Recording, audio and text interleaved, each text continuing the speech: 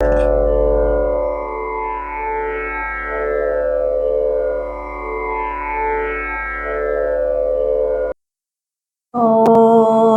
श्री परमात्मने नमः।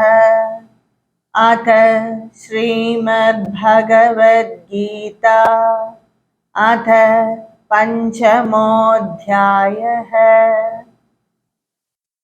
In the fifth chapter in the Sannyasa Yoga, in the first few verses, Bhagavan Krishna said that Sannyasa Yoga as well as the Karma Yoga, they are not that different. They are maybe they're different steps towards liberation, because they both, Sannyasa Yoga as well as the Karma Yoga or Jnana Yoga, they are different sadhanas. They are different practices to attain liberation. So according to the mentality of the person, one can select the Sannyasa Yoga or the Karma Yoga. So he very well explained that, and in the following verses also he talks about the same thing. Let us see the 6th verse of chapter 5. Sannyasastu mahabaho dukkham aptumayo gatah yoga yukto munir brahma nachirena adhigacchati. So Bhagavan Krishna, he says, Sannyasa Mahabaho, that is the mighty armed Arjuna, without Karma Yoga, Sannyasa is a little bit difficult. Dukkham, that is, Dukkham means, it means misery or worry, but it also means hard. It is very hard, aptum, that is to attain sannyasa without karma yoga is a little bit hard. Ayogadaha, without yoga. Without yoga means without karma yoga. So if a person directly enter into sannyasa from the grahastha ashrama without going to the karma yoga, without doing karma yoga, then sannyasa yoga will be a little bit difficult for him. Because in the karma yoga itself, it will make the mind mature, and it will just make the mind, nurture the mind in such a way that in that karma yoga itself, half of the sannyasa is attained. Because when we practice our mind to see everything with equality, taking positives and negatives equal, when we are taking failure and success equal, and that's ultimately sannyasa also. So if a person doing karma yoga itself, if a person wants to enter in sannyasa yoga directly from the grahastha ashrama, then it is difficult for that person to continue in the sannyasa ashrama. But if he pass after passing the karma yoga, then it will naturally sannyasa will come to him. That's what Bhagavan Krishna is telling. At the same time, yoga yukta muni brahma, a sage who is who has harmonized with karma yoga, nachirena adhikachati. He goes to Brahman, that is, he attains moksha when nachirena, very quickly. Because as I said in my last video, Atma Jnana is just understanding ourselves. If our mind is pure, once when we read Bhagavad Gita, automatically Jnana will come for us. So all the effort has to be done to purify the mind. So that's what Bhagavan Krishna is telling. If a person, a sage, who has harmonized with Karma Yoga, then for him, he will attain Brahmajnana very quickly. The 7th verse, Bhagavan Krishna says, Yoga yukto vishuddhatma vijitatma jitendriyaha sarva bhudatma bhutatma kurvannapi na lipyate. Yoga yukta vishuddhatma, that is a person who has purified his mind by karma yoga. Yoga means karma yoga. A person who has purified his mind by karma yoga, Vijitatma Jitendriyaha, one who has won over his senses. That is, if a person knows to control his senses, Vijitatma, who has control over the self. Sarva Bhudatma Bhudatma, that is one who sees his self as the self of all. That person, one who sees his self as the self of all, he doesn't see any difference between another person or another animal or insect, anything. That may be different in the form, name, and mind, but the self is the same, so he doesn't feel that difference at all. A person who is of that capacity, kurvannapi na lipyate, even if he perform any action, that does not change him. If his mind is purified by karma yoga, and if he doesn't see any difference between himself and other beings, and if he has won over the indriyas, only then he can see his self as the self of all beings. Such a person, even if he perform an action, that will not change that person. And the next two verses, Bhagavan Krishna explain how a jnani see this world. And even if he perform any action, that will not change him. So in the next two verses, he explained it very clearly. So I will recite that two verses together. That is verses 8 and 9. Bhagavan Krishna says, नैव किञ्चित् करोमीति युक्तो मन्येत तत्त्ववित् पश्यन् शृण्वन् स्पृशन् जिह्रन् अश्नन् गच्छन् स्वपन् श्वसन् प्रलभन् विसृजन् गृह्णन् उन्मिषन् निमिषन्नपि इन्द्रियाणीन्द्रियार्थेषु वर्तन्ते इति धारयन्. To explain the mind of the jnani again. Naiva kinjit karomiti. Even if he perform an action, he will say, I didn't do anything. That's what Bhagavan Krishna also said. After dividing the society into four varnas as Brahmana, Kshatriya, Vaishya, and Shudra, he said, even though I created these four varnas, I didn't do it. I am not the doer. That's what Bhagavan Krishna said in chapter 4. So just like that, I do nothing at all. That's how the sage will feel.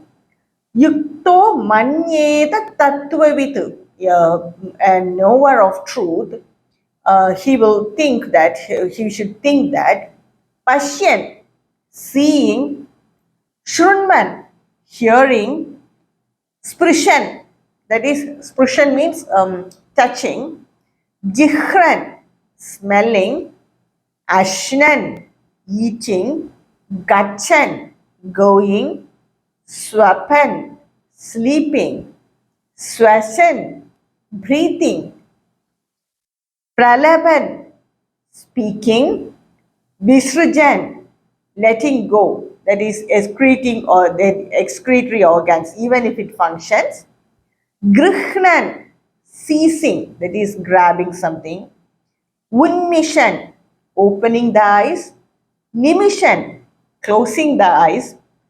Even if we do all that, he is not doing it. It is his body and mind doing it. And what explanation Bhagavan Krishna gave for this is, even though he performed all this, he is convinced that the senses move among the sense objects. It is the senses and mind and the body do all this. It's not the self that does all this. So if the sense object, the senses move among the sense objects. If there is book in front of me, I will see, only my indriyas see, not the self. So that is, the book is a object and the senses see that book. If I hear some good music, then the music is an object, sense object, and my ears are hearing it, my senses hear it, that's all. Even if there is a beautiful picture, I open my eyes, Unmishan, I open my eyes and see it. The object I see with my sense. Nimishan, I close it even there is no picture. So all these are the action of the sensory organs, the mind and the body, and not the self. See, this is seeing inaction in action. So that's the mentality of the jnani. A liberated sage or a jnani will always remain as a witness for the senses and the mind, and he will never perform any action. That's what Bhagavan Krishna say by these two verses, that is verse 8 and 9. And in the 10th verse, Bhagavan Krishna says, Brahmanyadaya karmani sangam tyaktva karoti yah lipyatena sa papena padma patramivambhasa. Bhagavan Krishna says that Brahmanadhaya, because of Brahman, for Brahman, he is doing all this. That is for this creation, he is doing all this. He is placing everything before Brahman. All his actions, he is placing it before Brahman. Sangam tyaktva, leaving the attachment of it, he does everything. Even if he perform an action, even if he see that it is not the self that sees, it is his eyes that sees, it is the senses that see. The sense is seeing the sense object, that's all. And he is doing it for Brahman. It is doing it for God, or doing it for, even if he perform any service, he is not doing it for himself. So like that mentality he will have. Lipyatena sa papena. So whatever action he performed, that any sin will not incur him. He will not be attached to sin because he is doing it for the sake of God. That is, he will, even if he does any action, he offer it to Brahman, and so he will not incur any sin. How his actions and reactions will be? Patma patram eva ambasa. Ambasa means water, just like how a drop of water floats on the Padma Patra means the leaf, lotus leaf. We all have seen. It just floats and it won't merge and it won't touch the leaf. So just like that it will be. He will not incur any sin. And that's the same thing with Bhagavan Krishna also. He performed many actions during his period of avatar. And no papa or punya incurred him because he was just doing it for the sake of sustaining this creation. And he didn't take any ownership of it. Or if he perform an action, if the jnani perform an action, he will offer it to Brahman. And leaving off any attachment towards it, he is not tainted by any sin, because his actions will just remain just like a water drop floating on the lotus leaf. The next verse, sloka is Kayena manasa buddhya kevalairindriyairapi yogina karma kurvanti sangam tyaktvatma shuddhaye. So the sages, they perform action by kayena, by the body, manasa, by the mind, buddhya, by the intellect, and sometimes even by the senses. Kevalair indriyairabi, even by the senses they will perform action. And of course, if a person wants to do an action, what will he first do? He will first think it in the mind. Is it not? He will do sankalpa, that I want to do this. Then the next step is he will decide it, determine what all are needed for the job, that he will determine by the buddhi. The next is action. So, why if a person want to perform whatever action, even if he is a sage or an ordinary person, the first thing is sankalpa by the mind, then nischaya by the buddhi, then karma by the body, action by the body. So these are all same for a jnani as well as for an ordinary person. Now, where the difference is when an ordinary person perform an action, immediately he will have that ownership. I am doing this action, so I must get this result. But in a jnani, that final step is absent. He just performed the action. Even if you see in the worldly life, many mutts or ashramas, they run schools, colleges, educational institutions, hospitals, everything. So they just perform their duty. They teach the children and they treat the patients, that's all. Even in Ramakrishna Mutt, they run hospitals, educational institutions, everywhere it is the same. They just perform the action with purity of mind, they perform it well. And if no one gives them credit, they are least concerned about it. If they give them award or anything, that also they will accept it without any egoistic feeling. So that's it. That's the way of the jnanis. If they will perform the action, but they will not have the ownership. They will not own that action. So that's the difference. So jnani also will perform the action kayena manasa buddhya kevalair indriyairabi. Even with indriyas, with body, mind, and buddhi, he will perform an action. Yogina karma kurvanti. They will perform it as a yoga detachment, complete detachment to the action or to the result. They will not own that. Sangam tyaktva, without any attachment. Then why do they perform it? For Atma Shuddhaye, for the purification of the self. So they perform the action like that. So that's the 11th verse of chapter 5. And the next verse, the 12th verse, Bhagavan Krishna says, युक्तकर्मफलं त्यक्त्वा शान्तिमाप्नोति नैष्ठिकीम् अयुक्तकामकारेण फले सक्तो निबध्यते.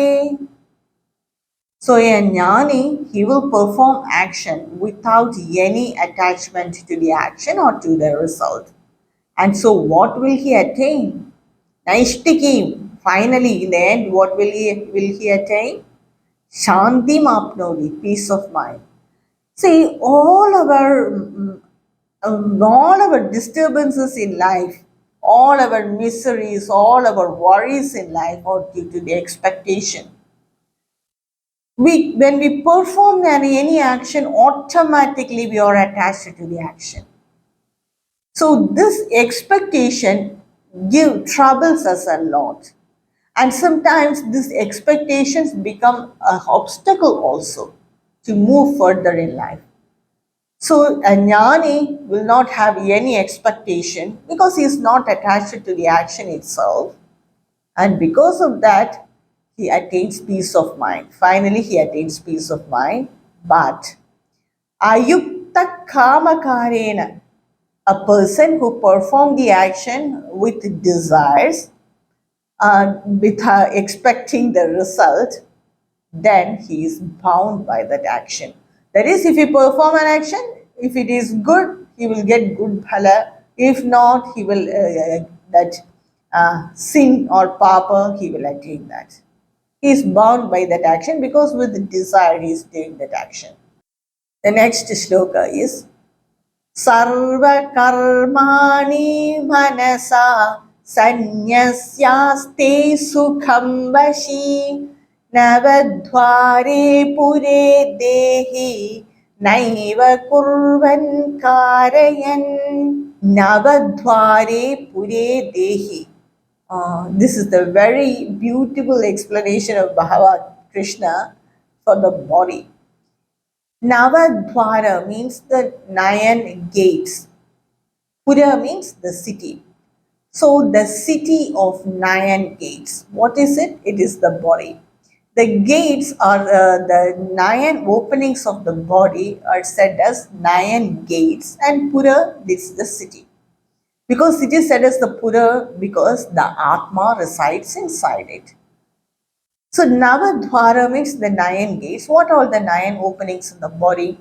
The openings of the 2 eyes, the 2 nostrils, the 2 ears, the mouth. So here itself 7 came. The openings of the excretory and the genital organs. So these 7. So these are the 9 gates of this Pura body. So in this body, the Dehi, that is the Jiva, it remains peacefully. Why? Because Sarva Karmani Manasa Sanyasya. By mind, it has renounced all that action and the result of it, everything by mind it has renounced. Sukhambashi. It remains so peacefully, it rests so peacefully. Naiva kurvan na karayan. That is, it also doesn't act, and it also does not make anyone to act. That is, it does not make anyone to act means it does not make the senses or the body also to act. It just remains peacefully in that Navatvara Pura. So that's a beautiful explanation of Bhagavan Krishna for the body. So mentally renouncing all the actions and self-control, the embodied self, that is the jiva, rests happily in that 9 gated city. It doesn't act, not it causes others also to act. That is, act by others means the senses of the body.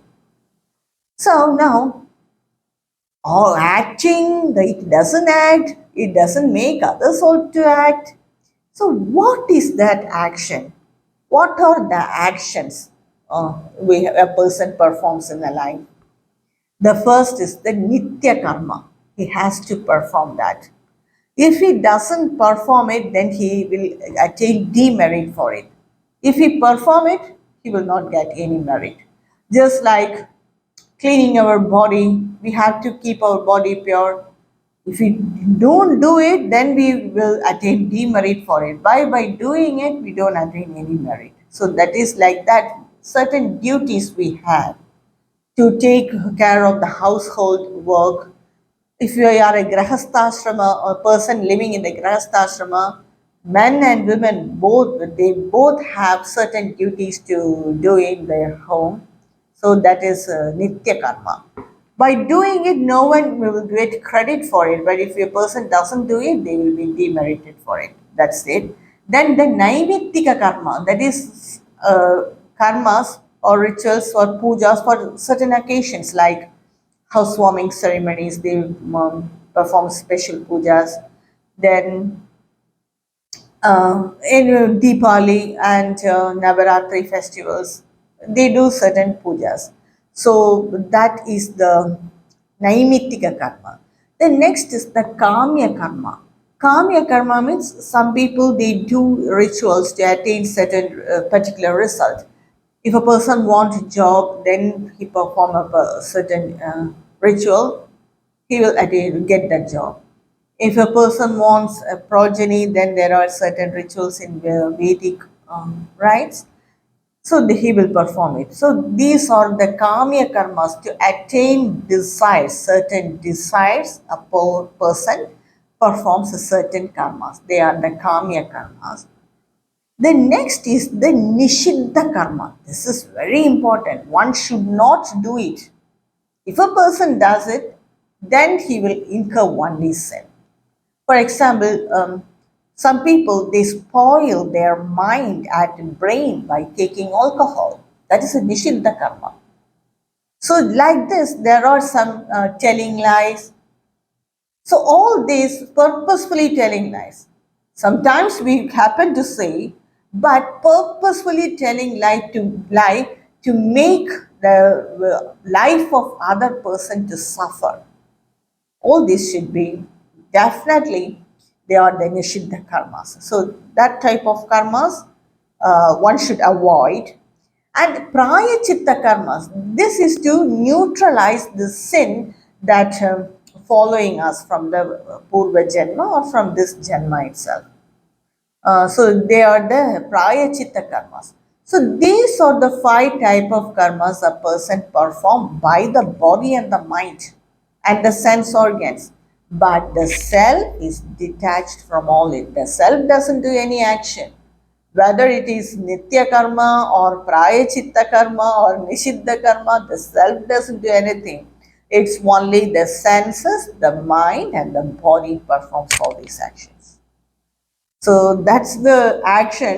Without performing all that, the Dehi, the embodied self, the Jiva, rest in this city of 9 gates very peacefully. The next shloka, that is 14th shloka, is न कर्तृत्वं न कर्माणि लोकस्य सृजति प्रभुः न कर्मफलसंयोगं स्वभावस्तु प्रवर्तते. Lokasya srijati prabhu, the Lord who created this world, he doesn't create this kartrutvam, this ownership with ego. He didn't create it. Na karmani, he didn't create the action also. Bhagavan, who created this world, didn't create this ownership and he didn't create this karma also. Na karma phala sayyogam, the attachment of that person with the karma phala, that also he didn't do. Then who is doing all this? Swabhavastu pravartati. By nature we are doing it. And what is that nature? That is Prakriti, Maya. By Maya, by ignorance, we are doing this. That is, these impressions are in our mind, and because of that, we perform the action. We attach ourselves to the action because we have ego. And all this Bhagavan didn't create. It's all because of Maya, the Prakriti. And Bhagavan knows to use this and control the Maya also, but we not know to control Maya. So we succumb to Maya. So Bhagavan didn't create the action or the attachment of ourselves towards the action or that ownership, kartrutvam, that is because of ego. Then who performs all this? It is swabhavastu pravartade. By nature we are doing it, and that nature is Maya, that is Prakriti. So he doesn't create the agency or doership or anything. He does not press anyone to do action also. He never tell anyone do this or do that. He does not bring about the union of the fruits with the action. It is Prakriti or nature that does everything. The next verse, that is the shloka 15th shloka in chapter 5 is Nadatte kasyachit papam na chaiva sukrudam vibhuhu ajnanena vrutam jnanam tena muhyanti jantavaha. Ajnanena avrutam jnanam. That is, jnana is enveloped by ajnana. We have jnana. That is our true nature, that knowledge, that bliss, that Satchidananda Swarupa, that is our true Rupa Swarupa. But it is enveloped by ajnana. These are all because of our karmic impressions. Ignorance, ajnana surrounds us, surround that jnana. Tena muhyanti jantavaha. Because of that, all the beings are deluded. Nadatte kasyachit bhavam na chaiva sukrudam vipuhu. The Lord, He doesn't take the merit or demerit for our actions. Even though we perform action for the sake of Bhagavan, He doesn't take the credit for it, nor the demerit of it also. He doesn't take the credit or the demerit of our actions. It is, we have to experience that, and if we are a jnani, then that will dissolve in this world. But Bhagavan is not responsible for all that. Bhagavan is that person who doesn't have emotion or anything. He is that pure consciousness. He is that existence in which we all exist. So he doesn't take any credit or demerit for our actions. We are all confused by ourselves because our jnana is surrounded by ajnana. If Bhagavan doesn't say that you don't have jnana, we all have jnana, but it is surrounded by layers and layers of ignorance, and that's what we are trying to purify by jnana yoga, by reading the scriptures and by bhakti or by any means. We are trying to make our mind pure. We are trying to remove that ignorance so that the jnana will automatically shine from inside. So that's the Shloka 15 of chapter 5 of Bhagavad Gita. With this, I take a break and continue with the rest of the slokas of chapter 5 of Bhagavad Gita in my next video. यत्र योगेश्वरः कृष्णः यत्र पार्थो धनुर्धरः तत्र श्रीर्विजयोद्भूति ध्रुवा नीतिर्मतिर्मम. ॐ श्रीकृष्णार्पणमस्तु.